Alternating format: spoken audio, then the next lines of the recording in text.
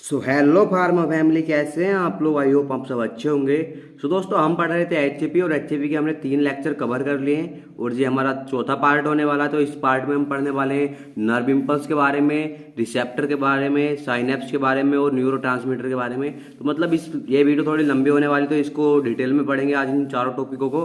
तो शुरू करते हैं सबसे पहले नर्व इम्पल्स के बारे में। नर्व इम्पल्स क्या होता है? Nerve impulse is an electrical phenomena which occurs because of a difference in electrical charge across the plasma membrane of a neuron। तो देखो, इसके बारे में थोड़ा बेसिक पढ़ लेते हैं पहले। ये नर्व इम्पल्स क्या होता है? तो जब भी कोई हमारी बॉडी में या बॉडी के बाहर चेंजेस आता है, तो उसमें क्या होता है, हमारा स्टिमुलस जनरेट हो जाता है या फिर हमारा स्टिमुलस एक पैदा होता है, जिससे जो हमारी न्यूरॉन की जो प्लाज्मा मेम्ब्रेन होती है ना, उस पर हमारा इलेक्ट्रिकल चार्ज जो होते हैं, जैसे कि हमारे न्यूरॉन की प्लाज्मा मेम्ब्रेन होती है, उस पर हमारे इलेक्ट्रिकल चार्ज होते हैं, सोडियम हो गया या फिर हमारा पोटेशियम हो गया, तो वो जो है ना चेंज होने लगते हैं, यानी कि हमारा एक्शन पोटेंशियल जनरेट होने लगता है। तो जो हमारा एक्शन पोटेंशियल जनरेट होता है ना, तो उसका जो हमारा ब्रेन से हमारे बॉडी पार्ट तक आना या फिर हमारे बॉडी पार्ट से या ऑर्गन से हमारे ब्रेन तक जो इन्फॉर्मेशन सेंड होती है, जो मैसेज सेंड होता है, उसी को हम नर्व इम्पल्स बोलते हैं। तो नर्व इम्पल्स बेसिकली यही है। तो अब नेक्स्ट पॉइंट पढ़ लेते हैं इसका। When neuron is not transmitted any nerve impulse, so it is in resting state which is maintain by sodium potassium pump. तो जब हमारा न्यूरॉन जो होता है, जब हमारी जो नर्व इम्पल्स को ट्रांसफर नहीं करता, मतलब तो वो जो होता है हमारा रेस्टिंग पोजीशन में होता है, which is maintain by sodium potassium pump. तो जिससे जो हमारा जो सोडियम पोटेशियम जो पंप द्वारा जो है ना, इसको बनाए रखा जाता है, मतलब मेंटेन रखा जाता है। तो ये इसी तरीके से मतलब जो हमारा थोड़ा इसी तरीके से दिखाया गया कि सोडियम पोटेशियम की कंसंट्रेशन चेंज होती रहती है और हमारे जो मतलब ब्रेन से ऑर्गन तक इन्फॉर्मेशन आती है या फिर ऑर्गन से हमारे ब्रेन तक इन्फॉर्मेशन जाती है, तो वही हमारा नर्व इम्पल्स होता है बेसिकली। तो 2 नंबर में पूछ लेता है इसकी डेफिनेशन को, तो इतना ही 2 नंबर में लिख देंगे, तो 2 नंबर में इतना ही बहुत है। अब पढ़ लेते हैं हम अपना नेक्स्ट टॉपिक। अब देख लेते हैं हम हमारा next topic, neuro receptor. Receptor बोल दो या फिर न्यूरो रिसेप्टर बोल दो, एक ही बात है। तो रिसेप्टर क्या होते हैं? Receptor are biological transducer which receive energy, यानी कि स्टिमुलस बोल सकते हैं, from external and internal environment and convert them into electrical impulse called receptor.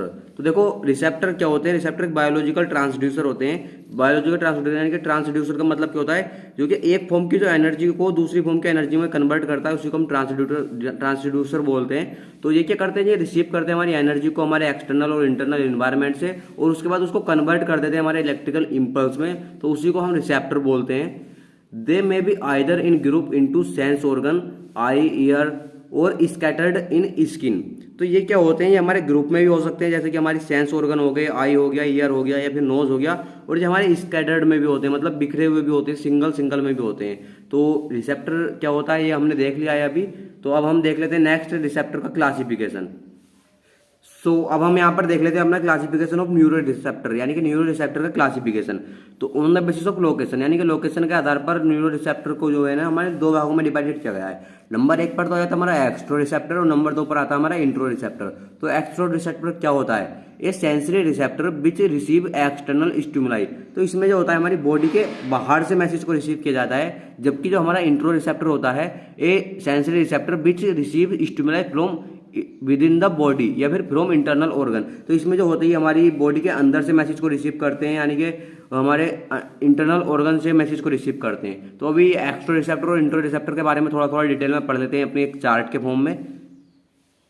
अब हम यहाँ पर देख लेते हैं एक्सट्रो रिसेप्टर। तो एक्सट्रो रिसेप्टर को हमारे 3 फर्दर भागों में डिवाइडेड किया गया है। नंबर 1 पर आता है हमारा क्यूटेनियस रिसेप्टर, नंबर 2 पर आता है हमारा कीमो रिसेप्टर, नंबर 3 पर आता है हमारा टेली रिसेप्टर। तो इसको देख लेते हैं हम क्यूटेनियस रिसेप्टर। क्यूटेनियस का मतलब होता है हमारी स्किन। तो स्किन में क्या होता है? देखो, स्किन में जैसे हमारे टच हो गया, प्रेशर हो गया, कोल्ड हो गया या फिर वार्मथ हो गया या फिर पैन हो गया, तो ये क्या होता है, हमको इन चीज़ों का पता चल जाता है। अभी को हमको कोई पैन होता है, जब हमारी स्किन ठंडी होती है, जब हमको दर्द होता है, तो हमको मतलब ये सारी चीज़ें पता चल जाती हैं। तो ये हमारा क्यूटेनियस रिसेप्टर में आ जाता है। और एक होता है हमारा कीमो रिसेप्टर। तो कीमो रिसेप्टर मतलब कीमो का मतलब होता है हमारा केमिकल। तो इसमें क्या होता है, हमारे जो टेस्ट होते हैं, जो हमारी स्मेल होती है, तो कीमो रिसेप्टर में हमारे ये दोनों आ जाते हैं। और हमारा तीसरा होता है हमारा टेली रिसेप्टर। तो टेली रिसेप्टर का मतलब होता है जिसे भी कोई लॉन्ग डिस्टेंस से मैसेज को रिसीव करता है, जैसे कि हमारी विजन हो गया या फिर हियरिंग हो गया। विजन का मतलब हम किसी चीज़ को देख रहे हैं, मतलब वो लॉन्ग डिस्टेंस से हम किसी चीज़ को पता कर रहे हैं, या फिर हमारा हियरिंग हो गया, हम किसी चीज़ को दूर से सुन रहे हैं। तो ये चीज़ें हमारी आ जाती हैं हमारे टेली रिसेप्टर में। तो एक्स्ट्रो का मतलब हमने अभी देखा है, एक्स्ट्रो का मतलब कोई हमारी मतलब बाहर से कोई मैसेज बाहर से रिसीव करते हैं तो वही हमारा एक्स्ट्रो होता है। तो क्यूटेनियस में हमारी स्किन जो कि बाहर से ही रिसीव कर रही है, कीमो में जो कि हमारा टेस्ट और स्मेल जो भी हम बाहर से रिसीव कर रहे हैं, और टेली में हमारे मतलब विजन और हियरिंग जो कि हम बाहर से ही रिसीव कर रहे हैं। तो एक्स्ट्रो रिसेप्टर हो जाता है इतना। और अब देख लेते हैं हम अपना इंट्रो रिसेप्टर। अब हम पढ़ लेते हैं हमारा इंट्रो रिसेप्टर। इंट्रो रिसेप्टर भी दो भागों में डिवाइडेड किया गया है। एक तो रहता है हमारा बाइसरो रिसेप्टर और नंबर 2 पर रहता है हमारा प्रोप्रायो रिसेप्टर। तो बाइसरो रिसेप्टर क्या होता है, जो हमारी बॉडी के सॉफ्ट ऑर्गन होते हैं ना, जैसे कि हमारा हार्ट हो गया या फिर हमारा ब्लड वेसल्स हो गया, तो ये सारी सिचुएशन आ जाती हैं इसमें। मतलब रिसेप्टर किस तरीके से कहाँ प्रेजेंट होता है, तो जैसे कि हमारा स्ट्रेच रिसेप्टर हो गया, वो हमारे हार्ट में प्रेजेंट होता है। बैरो रिसेप्टर हो गया जो कि हमारा ब्लड वेसल में रिसेप्टर प्रेजेंट होता है। कीमो रिसेप्टर हो गया जो कि हमारा गैस्ट्रो इंटेस्टाइनल ट्रैक में प्रेजेंट होता है। और एक हो गया हमारा ओस्मो रिसेप्टर जो कि हमारे यूरिनरी ट्रैक या फिर ब्रेन में प्रेजेंट होता है। और नंबर 2 पर आता है हमारा प्रोप्रायो रिसेप्टर।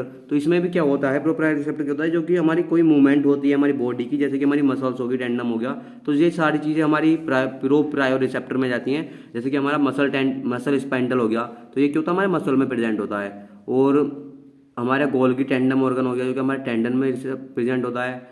और हमारा ये हो गया पैसिनियन कर्पाक्सल जो कि हमारा लिगामेंट में प्रेजेंट होता है। और एक हो गया हमारा फ्री नर्व एंडिंग जो कि हमारे जॉइंट में प्रेजेंट होता है। और एक हो गया हमारा हेयर सेल्स जो कि हमारे वेस्टिबुलर अपैरेटस में प्रेजेंट होती है। तो ये चीज़ें हैं, थोड़ी इसको देख लेना। तो वैसे तो ये मतलब इतना इंपॉर्टेंट है, इंपॉर्टेंट तो बोल सकते हैं, लेकिन इतना इंपॉर्टेंट नहीं है, सिर्फ ये मैंने आपको समझाने के लिए बताया इस तरीके से। तो हमने यहाँ पर देख लिया इंट्रो रिसेप्टर और एक्स्ट्रो रिसेप्टर के बारे में। तो सिंपल ही है, इंट्रो का मतलब जो कि हम अंदर से मैसेज को रिसीव करते हैं, और एक्स्ट्रो का मतलब जो हम बाहर से मैसेज को रिसीव कर लेते हैं। तो यही है सिर्फ। जब हम देख लेते हैं यहाँ पर साइनेप्स। साइनेप्स क्या होता है, the junction at which nerve impulse passes from one neuron to another is called synapse.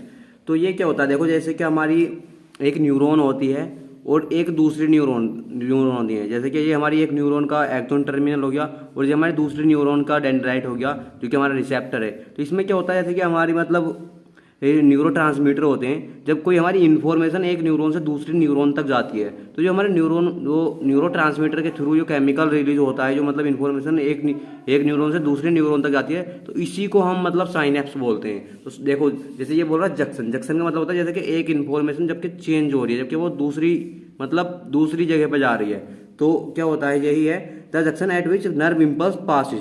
जबकि कोई इन्फॉर्मेशन या कोई नर्व इम्पल्स जब पास होता है हमारा एक न्यूरॉन से दूसरे न्यूरॉन को, तो उसी को हम साइनेप्स बोलते हैं। अब देख लेते हैं इसकी स्ट्रक्चर ऑफ साइनेप्स, यानी कि साइनेप्स की स्ट्रक्चर को देख लेते हैं। यहाँ पर ये होगी इसकी स्ट्रक्चर। तो it consist of synaptic knob of pre synaptic neuron and plasma membrane of post synaptic neuron.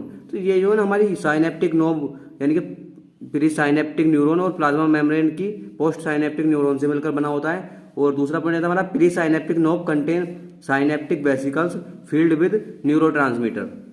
तो जो हमारी मतलब प्री साइनेप्टिक नोब होती है वो हमारे वेसिकल से भरी हुई होती है, वो भी हमारे न्यूरोट्रांसमीटर के साथ। तो फिर आप देख लेते हैं इसका तीसरा point, the gap between pre synaptic and post synaptic membrane is called synaptic clap. तो ये क्या होता है, देखो जो कि हमारा गैप होता है हमारे प्री साइनेप्टिक और पोस्ट साइनेप्टिक मेम्ब्रेन के बीच में, तो इसी को हम साइनेप्टिक क्लैप्ट भी बोलते हैं। तो ये होता था हमारा इधर से साइनेप। तो अभी देख लेते हैं यहाँ टाइप्स ऑफ साइनेप्स, यानी कि इसके टाइप्स कभी कभी पूछ ले जाते हैं कि ये साइनेप्स कितने प्रकार का होता है। तो इसको 6 भाग में डिवाइडेड किया गया है। नंबर 1 पर आता है हमारा एक्सोडेंड्राइट, नंबर 2 पर आता है हमारा एक्सोसोमेटिक, नंबर 3 पर आता है हमारा डेंड्रोसोमेटिक, नंबर 4 पर आता है हमारा डेंड्रो एक्सोनिक, नंबर 5 पर आता है हमारा डेंड्रोडेंड्राइट्स, और नंबर 6 पर आता है हमारा एक्सो एक्सोनिक। तो ये इसके टाइप्स होते हैं, इनको डिटेल में नहीं पढ़ना होता, सिर्फ इतना ही बहुत है साइनेप्स के बारे में। तो साइनेप्स यहाँ पर हो जाता है खत्म। और अब हम देख लेते हैं अपना नेक्स्ट टॉपिक जो कि हमारा है न्यूरोट्रांसमीटर।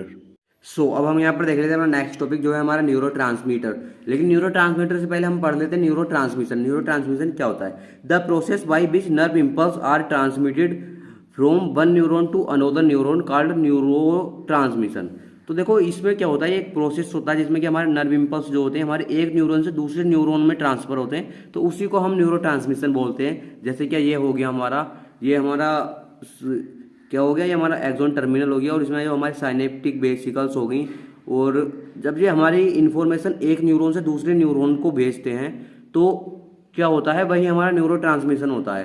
तो जैसे कि ये मैंने पीछे भी बताया था अभी, साइनेप्स में ये जो होता है हमारे, इसका गैप को हम साइनेप्टिक क्लेफ्ट बोलते हैं। और ये जो मतलब हमारी इन्फॉर्मेशन सेंड हो रही है इसी को हम मतलब साइनेप्स बोलते हैं। तो इसको थोड़ा देख लेना डिटेल में आप। तो अब हम शुरू कर देते हैं न्यूरो ट्रांसमीटर को। न्यूरो ट्रांसमीटर क्या होता है? Neurotransmitter is a chemical which carry information and transmitted from one neuron to another neuron. Neurotransmission क्या होता है? केमिकल होता है। क्या होता है? केमिकल होता है जो कैरी करता है इन्फॉर्मेशन को और ट्रांसफर करता है हमारे एक न्यूरॉन से दूसरे न्यूरॉन को। इसका क्या एग्जांपल ले लेते हैं हम? एसिटिल कोलाइन हो गया, सेरोटोनिन हो गया, डोपामाइन हो गया, एपाइन, फेरिन, गावा, ग्लूटामेट, ये सारे इसके एग्जांपल हो जाते हैं न्यूरोट्रांसमीटर के। तो सिंपल है, एक न्यूरोट्रांसमीटर केमिकल होता है जो कि मतलब कैरी करता है इन्फॉर्मेशन को और उसको ट्रांसफर करता है एक न्यूरॉन से दूसरे न्यूरॉन में। तो अब हम इसके क्लासिफिकेशन को देखते हैं आगे। अब हम देख लेते हैं टाइप्स ऑफ न्यूरोट्रांसमीटर, यानी कि न्यूरोट्रांसमीटर के टाइप्स। न्यूरोट्रांसमीटर को 3 भागों में डिवाइडेड किया गया है। नंबर 1 पर आया था हमारा एक्साइटेटरी न्यूरोट्रांसमीटर। इसमें क्या होता है? This type of neuron increase the changes of the neuron firing and action potential. तो इसमें क्या होता है, ये इस प्रकार के न्यूरॉन में जो होता है हमारे न्यूरॉन के जो एक्शन पोटेंशियल को फायरिंग करने की जो संभावना यानी कि चांस होता है उसको ये बढ़ा देते हैं। मतलब उसको क्या कर देते हैं, ये इंक्रीज कर देते हैं, उसको बढ़ा देते हैं। जिसका एग्जांपल के लिए ले सकते हैं हम एफिन फायरिन एंड नोरेफाइफ्राइन और द 2 एक्साइटेटरी न्यूरोट्रांसमीटर। देखिए होते हैं हमारे दो मतलब एक्साइटेटरी न्यूरोट्रांसमीटर के एग्जाम्पल हो जाते हैं। अब नंबर 2 पर देख लेते हैं हम inhibitory neurotransmitter. These have inhibitory effect on the neuron and have fewer chances of the neuron firing and action potential। तो ये क्या होता है, इसका मतलब उल्टा ही होता है बिल्कुल। इसमें क्या होता है, हमारे जो न्यूरॉन्स होते हैं उनके जो एक्शन पोटेंशियल के फायरिंग करने की जो संभावना होती है, जो चांस होता है, वो क्या होता है, मतलब कम होता है, उससे कम हो जाता है। फॉर एग्जाम्पल के लिए ले सकते हैं हम सेरोटोनिन या फिर गामा एमिनोब्यूटायरिक एसिड, जिसको हम गावा बोलते हैं। तो नंबर 2 पर हो जाता है हमारा। नंबर 3 आ जाता है हमारा अब मॉड्यूलेटरी न्यूरोट्रांसमीटर। तो मॉड्यूलेटरी न्यूरोट्रांसमीटर क्या होता है? This can affect a large number of neurotransmitter at the same time. This can influence the effect of other chemical messenger.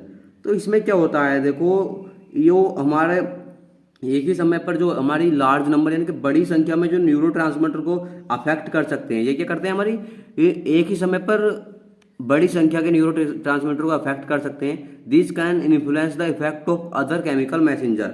और ये अन्य केमिकल मैसेंजर को भी अफेक्ट कर सकते हैं। तो क्या होता है, ये हमारे क्लासिफिकेशन हो जाता है न्यूरो ट्रांसमीटर का यहाँ पर खत्म। तो ये हमारे टॉपिक यहाँ पर खत्म हो जाते हैं न्यूरो ट्रांसमीटर से रिलेटेड। अब हमारी इसमें मतलब 2 टॉपिक बचे हैं, इलेक्ट्रोफिजियोलॉजी और एक्शन पोटेंशियल। तो इसको डिटेल में पढ़ेंगे नेक्स्ट वीडियो में। अगर ये वीडियो आपको अच्छी लगी हो तो यार वीडियो को लाइक कर दिया करो, क्योंकि आप लाइक नहीं करते तो हमको लगता है कि यार वीडियो अच्छी नहीं लगी। अगर आपको वीडियो थोड़ी सी भी अच्छी लगी तो वीडियो को लाइक करो और कमेंट में बताओ जो टॉपिक आपको समझ में नहीं आया हो। मैं कोशिश करूँगा दोबारा से उसको समझाने की। तो मिलेंगे नई वीडियो में, तब तक के लिए बाय बाय।